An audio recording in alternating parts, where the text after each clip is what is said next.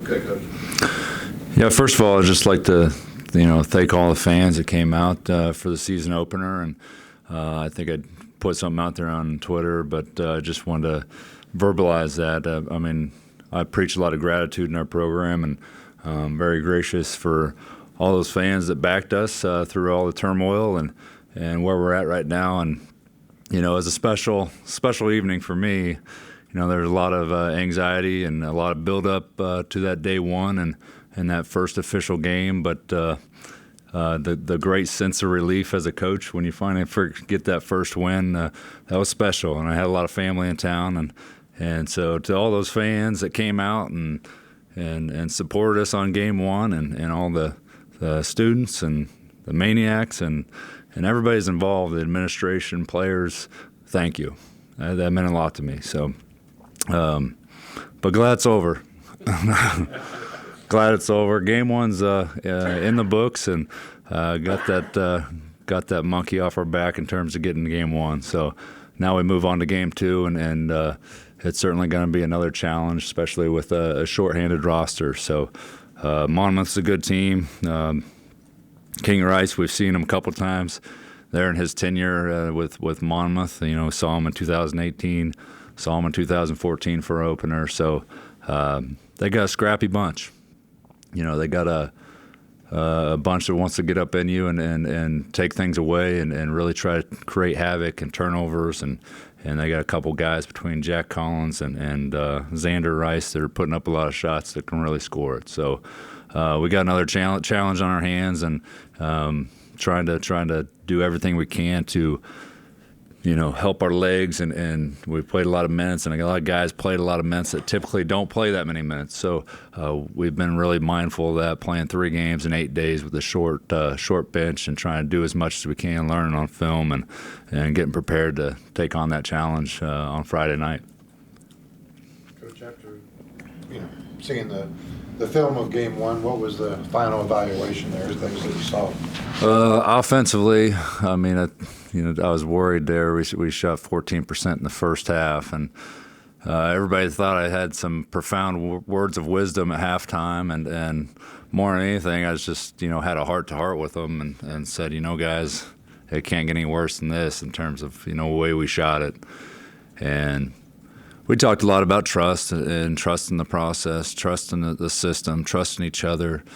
And, they didn't get a lot of reps, that first group together. And so, I understand that there probably was some trust issues and people being in the right spot. But I think we cleaned a lot of that up on film. And once we started doing the little things and being in the right spacing in the second half, it didn't take much to where we really turned it offensively. And coming out of the gate, I think that the first play out of the gate was probably our most executed play of the night, and it came down to one really good screen. And I told those guys yesterday, one of the most underrated parts of the game of basketball is a good, solid screen, and that got Seth open by setting a good, solid screen, and he stepped out and made a shot. You mentioned the shortened depth, obviously you know that, and you've talked about this before, but do you have to adjust practice even and keep their legs? Yeah, I got to read the room in a lot of ways. Yesterday we had a couple things, on our starting 5 that were bothering guys, just nagging injuries, that nothing you can't play through, but is going to certainly affect your performance if you don't, take care of them the right way. So. I've been more mindful about not getting up and down as much, and we spent a lot more time in the film room, and the film room is a great teaching tool. So we tried to do as much as that as we could, not only self-scouting our game and putting Missouri State to bed, and trying to fix all that we can fix, by watching that film, but also moving into our next opponent with Monmouth and getting prepared for them as well. Josh, who helps you with subs? It looked like you were, particularly with Jesse and Kobe, before media timeouts, you were getting them out to get them a little extra rest. How do you work that? We talked about, I have a lot of trust and faith in our staff, and those guys talk collectively, and I found out as a head coach, you can't control as much as you think you can control. So if you try to, you're probably going to do a bad job of in some form or fashion. So the more we have communication prior to and a game plan prior to, and we're all on the same page, I totally trust those guys in making the rotations substitution-wise, without me having to, put all that much energy and thought into it in game. So we talk about it. We have a game plan. Doesn't mean the game plan always happens the way you anticipate it to, but I certainly have a lot of faith in my assistants to make those decisions. It looked like you were mindful, though, before media timeouts to try to maybe steal an extra minute. Yeah, that was part of the strategy. I mean, if you can get a dead ball, whether it be 30, 40 seconds before a media timeout, why not get that extra rest when you do that? No. There was a couple of instances where we had some sets and some plays, in place that I probably wouldn't have run had there been some, certain guys on the floor that came in after the fact that kind of ruined a couple of sets. And a lot of it comes down to communication. And we talked a lot in the last couple of days about doing a lot better job of communication, coming out of timeouts to where if there is somebody coming in, we got to have those player huddles and everybody's on the same page, because those are just as important, those player huddles, as they are, with the coach during a media timeout, for instance. One other thing, there's a zone part of that function too. I know you use it as a change up or maybe, but to help you with your guys with their legs, the zone. Yeah, we had to. We had to try to maintain fresh legs, but we also did to change the game of some sort too. And sometimes when you're chasing guys all over defensively, you don't have nearly the offensive production either. So I think I might have got a little too creative there late in the game to where I thought we were all on the same page. I found out different. So. There's some guys open that, I thought maybe we could stretch that to a 12, 15-point lead and smooth sailing out the end. But we made some mistakes defensively, and especially with communication and knowing what we were in. Need all five playing zone, right? It helps. Certainly helps when we're all on the same page. What did you learn from the first game that you didn't know or suspected but weren't sure of? That's a good question. There's some things I was pleasantly surprised with. I thought the game was called really well. I mean, I thought Jesse did an excellent job of staying out of foul trouble. He's starting to surprise me a lot better with what he can do on the perimeter in terms of guarding. I know, the thing with Kobe and Seth and those guys that played limited minutes off the bench over the years, I think there's a learning curve in terms of playing that many minutes and coming right out of the gate and being productive. I had my suspicions that, they were going to sag back on Jesse and double-team Jesse, and I think that's going to happen all year. But I didn't know they were just going to invite some of our guards to just beat them and shoot us out of their defense. So I mean, we got to be probably more prepared for that. Guys are going to just invite certain guys to beat you on the perimeter, and they don't want to get picked apart down low. But like I told our guys, I mean, Jesse Edwards is special. He's in a lot of ways, he's our bread and butter. So the more touches we can get him, the better off everybody's going to be, from an offensive production standpoint. And Jesse's going to make good decisions with the ball. And if he's doubled, he's going to pass out of it. And if we make the right cuts and rotations and fill behinds, we're going to get great shots. Josh, learning from film, maybe easier later in the year, right, where you're short prep and you know more about your own team. Yeah, it's trickier than the start of the year. It is trickier. We are in a stretch of 3 games in 8 days, and with a short bench, you gotta make sure you keep these things in mind and figure these things out, and hopefully we get a little more added depth in the coming weeks. Hopefully we get some good news there, but right now we got to do with control the variables we can control. So 3 games in 8 days, you try to keep fresh legs with a short bench and use the learning tools that you have, and that's film. One game, the exhibition, the scrimmage, are you using all of it? Like, how much can you actually show them? And Say that again. how much can you show them? Are you using the exhibition, the scrimmage, and the game? Are you doing just Monday's game? Are you doing practice? We've pretty much put the exhibition to bed. Now we've really dissected the Missouri State film. So, things that you thought you had corrected, and like, man, we did a really good job here, and that something might rear its ugly head in a different area, and so something that we really preached on after the George Mason exhibition game. We preached on some different things, after the Missouri State. So you never know, game in and game out, what you're going to have to correct. So we just keep on trying to correct the mistakes we're making and trying to be way more efficient. Coach, when you're, not to compare errors or anything, but to kind of get a clear picture of what you're talking about, what defenses do with Jesse, is it similar to the same problems that you guys faced a few years ago with Oscar and Derek? Guys would, dump down on them, and all of a sudden, Sean had to make shots, and Taz, and for a while, sometimes the shots went in, sometimes it did. But is that kind of what you're talking about? Yeah, and I think if you make comparisons there, I think Jesse's a way more willing and able passer out of the post. Yeah. So it will be harder for those teams to double. We just got to be in the correct spacing in terms of taking advantage of step-in shots, because we will get step-in shots if we're patient in the double team. We make the right reads, we make the right cuts off the ball, we make the right, we fill in behind with shooters. So and we make the extra pass, because teams are really good with one rotation.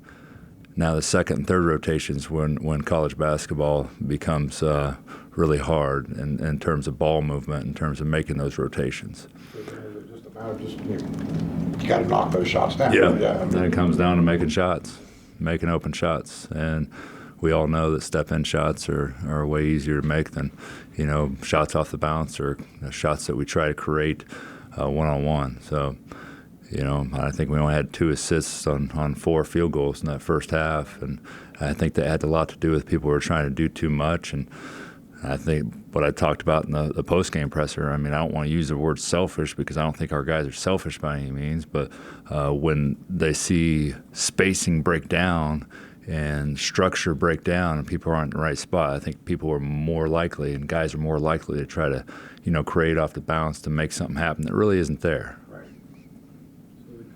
Question, Acook and Raekwon, any news there on either? No, I don't have anything new to report. Just keep crossing my fingers and thinking positive thoughts. And thought maybe I'd hear yesterday or today on Raekwon, but my understanding is they meet on Tuesdays. But I thought maybe since it was election day on Tuesday, maybe it was just one day delayed. But I put a lot of thought in these things and probably overthink them, when I should just control what I can control and move on.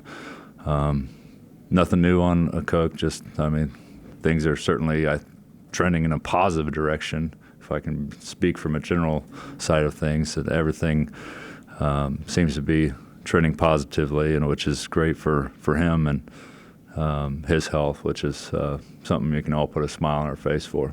Can he get on the floor, do anything, or is he totally? No, that's all in the medical hands, and we're being as precautious as possible with him to make sure he's in a good place. We talked plenty about Ofri after the game, but the other 2 bench guys, Pat and Jeremiah, just your results so far for them? Those guys need more reps. We haven't had a great opportunity to get them as many reps as we would like. There's a couple of really good plays that Pat gave us in the second half that we can, like I told him after the game, gave him hugs, man, we can build on this.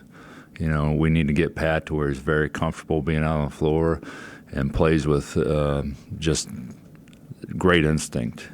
And I think sometimes Pat thinks the game a little too hard when he's one of the strongest, most athletic guys on the floor in a lot of ways. And if I can get him to just get that mentality of like nobody's stopping me, I'm going to go get this offensive rebound, he could be a huge asset to our program. And JB, I mean, I gave the guys, we have a goal for our team for every game in terms of keeping turnovers to 9 and under. And we held that team, a good defensive Missouri State team. We only committed 7 turnovers. So that's with Kobe Johnson and which has played limited point guard, and Jeremiah Bembry as a freshman. They never played a bounce of college basketball until the other night. So kudos to those guys, and that was a pleasant surprise. We really took care of the ball against a good defensive team. Back to Mike's question about prep. The first game, you really had very little to go on. It was mostly ghosts. This game, you got a lot to go on because you played them and they played them. Was that by design or did it just happen that way? No, sometimes it just happens that way. It's nice to have that comparable. When you watch film, especially when you're looking at guys' size and athleticism, and it's when you have something to compare it to, and you just saw George Mason play in person, and you know what guys are capable of. It makes it a lot easier to make those judgments and those comparisons between, especially in terms of personnel. You can certainly see what they do from a structure standpoint on film easily, but when you make those strength comparisons, those speed comparisons, and, can he go by this guy? Because we see our guys every single day and what they can do against, like when they went against George Mason, for example, and then I can compare that with what Monmouth guys did against George Mason. So, but yeah, it's helpful. It's helpful to have some film to go off of. Missouri State, we didn't have any. So stepping back to that, did you felt like you had everything covered now that you look back on what you prepared for Missouri State? For the most part, I thought we did a pretty good job defensively. They had a hard time scoring as well.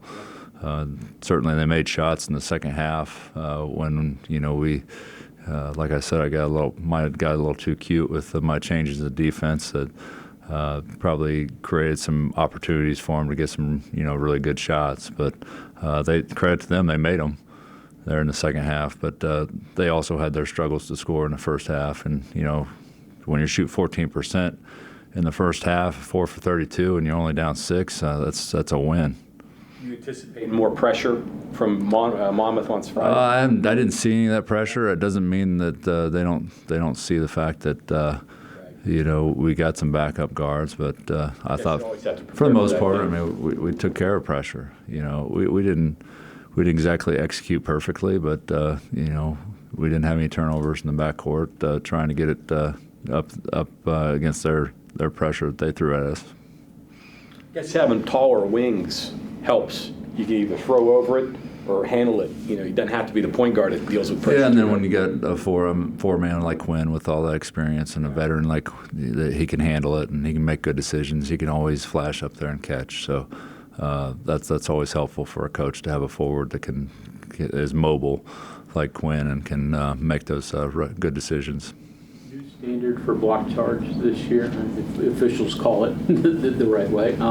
So how do you teach your kids? Do you think it's a big deal or not? Yeah, it's a big deal. We got to adapt. We got to adapt to the way they're calling it. Now, I think I had this conversation with you guys a couple times in terms of the primary and secondary defender.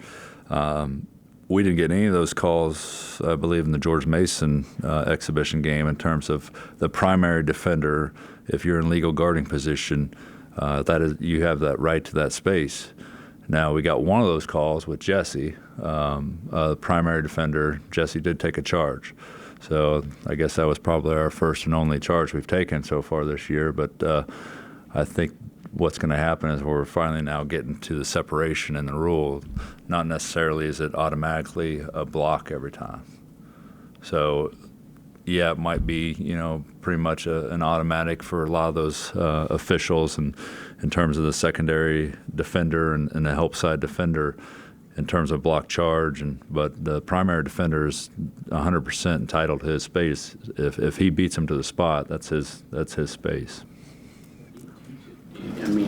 not, you secondary guy just can't even try to take a charge? You spend a lot of time walling up.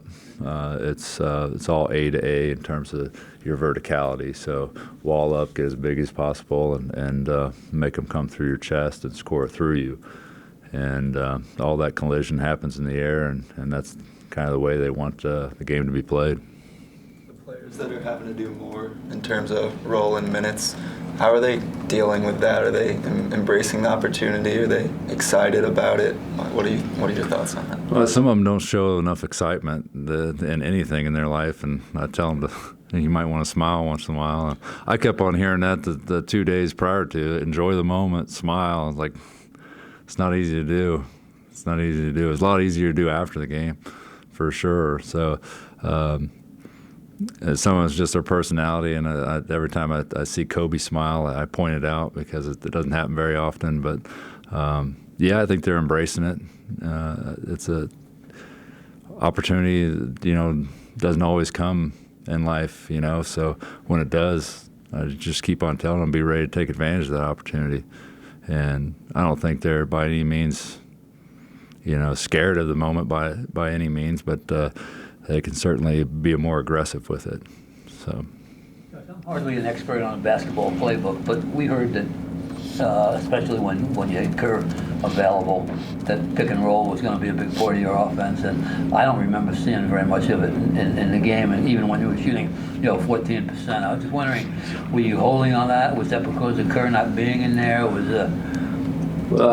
yeah, I mean, Kerr and Kobe are two different point guards in a lot of ways. So, I mean, the way you call the game from a strategy standpoint is going to be a little different with the two different point guards. Yeah, Kerr is really, really effective off a ball screen, and he can make really good reads. Kobe's more of a steady handling guy that can just get the ball in the right place and make sure you're into offense. Is he good off pick and roll? I want him to be a little more aggressive coming off pick and roll and take advantage of these new rules. I mean, Kobe's got a really good athletic frame, and he can come downhill. He can come downhill and put a lot of pressure on the rim and go at these guards and finish through them and take advantage of that new block charge rule. And that's what I'm trying to get at with his mindset. If we can get him more aggressive coming downhill off those pick and rolls, and he's got good vision too, and he's going to get the ball in the right place. I mean, but they're different. They're 100% different, and you got to, from a coaching standpoint, you got to definitely keep that in mind. Kind of along those lines about them being different, you could probably post Kobe up. Yeah. And you're not probably posting Kerr up. And if you go back and look at the film, the first set I ran was trying to take advantage of Kobe's size in the post. So I ran him off a smash screen and ran him right into the post, and we just didn't make the pass. He was open. And Seth chose not to force it, and we moved on with the set. But that was option number one coming out of the gate, was trying to get Kobe going. And I thought I had a mismatch there that we could put him in the post and score with a smaller guard on him. Josh, how much are you calling? Just so used to seeing offense, which is motion, which is really not a lot of plays, right? Just kind of reading and feeling, but it sounds like you're calling a lot of stuff. Yeah, I want them to, and my whole idea was to be free flowing in terms of their transition, their early offense, and I believe kind of what happened in a lot of ways, and we got just so tired because we're playing so many minutes, so we kind of abandoned, our bread and butter, which is getting out, filling corners, creating space, and that's something we really harped on in the film. It's just, let's do the things that we're really good at, and just because we're tired doesn't mean we take plays off. One guy takes a play off and he's in the wrong position, it can throw everything off. And we have a lot of sets and we have some structure that we go to when the set breaks down. I think we only got into it like 4 times from my understanding. And a lot of that has to do with, people being not in the right spot or in the right positioning. And so when players feel that, they feel a need to, bounce it and create when they probably shouldn't be. Calculated guess, just when you call a set, just from your experiences as a coach, how often are they successful? When you call a play, everybody does everything right. You know, the crazy thing is, it's usually the you know what works well for the right combinations. Yeah. And that's why I was talking about earlier, is like you call a set based on who you see in front of you in the timeout, and then you hadn't got to that set and you have a substitution in the meantime, and that set doesn't work nearly as good with that group of guys out there. So we've had a lot of conversations in terms of making sure, one, we might scrap the set that we called the timeout, or two, you know, we got to be very mindful and communicating what we're doing. And so those guys that aren't that are in those huddles and not in the game at that specific moment need to know what's going on when they get checked in. So yeah, certain things work for certain groups, and you know, you sit down as a coach and you see who's in front of you and try to put them in the best position to possible when they're coming out of those huddles. To that point, though, are you still figuring out what works Yes. exactly with different people? Yeah, that's I learn every day. And the playbook that, you know, I put in place prior to ever starting day one of practice, we probably only got about half of it in. So I thought, you know, you have grand ideas of how things are going to go. We thought it'd, you know, all be in by now, and it'll be a well-oiled machine. But there's been a lot of challenges since then that have thrown a wrench in the whole process. I can tell you that. One more here. I know you're a positive guy, and I know you've got you're going to get Kerr back. But is the message to the guys, hey, this is an opportunity for you guys to learn and grow and get some experience until we get these guys back? Maybe Kerr, maybe more than that. Is that kind of the message? Yeah, absolutely. I mean, think about, you know, the depth we'll have if we get through this and fairly unscathed through these first 9 games. Think about the depth and experience that we got with so many of these guys. And if we can get back to having a true depth and we got 10 guys we can play, we're going to be a heck of a lot stronger in January and February than we would have been, because we got guys that are battle tested and got those minutes and seen some success. So I'm 100% optimistic in that regard, and that's the only way you can look at it. If you want to hang your head and say, oh, poor me, we all know in life, poor me doesn't work very good. Good things don't happen to guys that say, poor me. Well, all these guys know they're going to be playing. Yeah.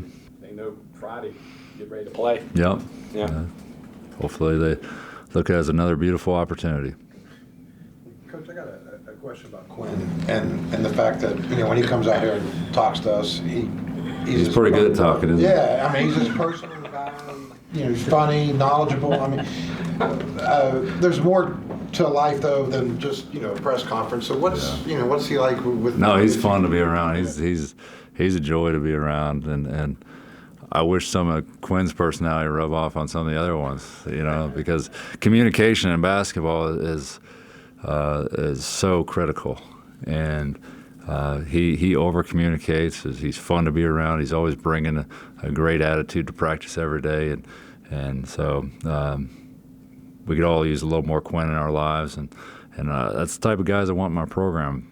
You know, you're around each other so much that if you don't have joy in what you're doing, and it's always a drag, then college basketball isn't for you, because there's a lot of hours we put in together. So those are program guys that I'm excited to have here.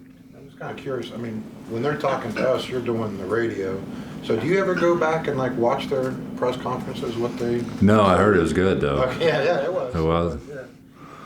No, I don't have that much time really to, you know, if something was, I'm sure it'd be all over Twitter if he said something wrong. So. Josh always talk about sets and guys getting to know each other, but the final like 45 seconds was pretty much open. And guys seemed like they made really good plays, getting out of pressure and getting the ball in the middle of the court, dunks, I think. Yeah. As you watch that, I'm guessing impressed, but teachable out of that. And I mean, that's stuff you worked on very much, and it went as rehearsed. No, we worked on press break, and it wasn't perfect by any means, but what in basketball is exactly how you draw it up or perfect. You know, the one thing I did realize, and you go back and think about, is like how close that game really was. with 1 minute to go, and we kind of opened it up with two big buckets when they kept on pressing us. So, yeah, it's in the moment you're just trying to get through it and make sure you do right by all those guys. And it's the little things as a coach that really drive you crazy, like an inbounds pass when nobody's ready to guard, and they just kick it to the corner and make an open three when you let your guard down. When it's every possession counts, especially when you're so short-handed. But I get that they're tired. I get that they play a lot of minutes, but rest when you go in the locker room after you're celebrating a win.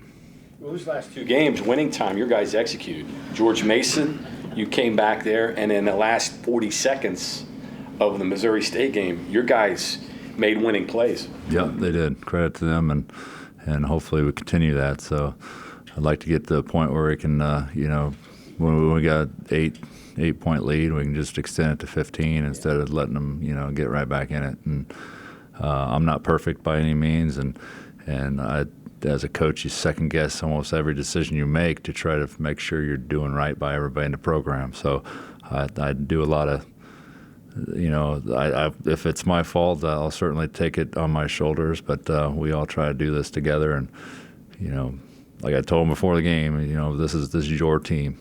This is 100% your team, and I hate that I'm plastered on every production and every billboard in terms of West Virginia basketball. It's really not my personality. It's this is about you guys.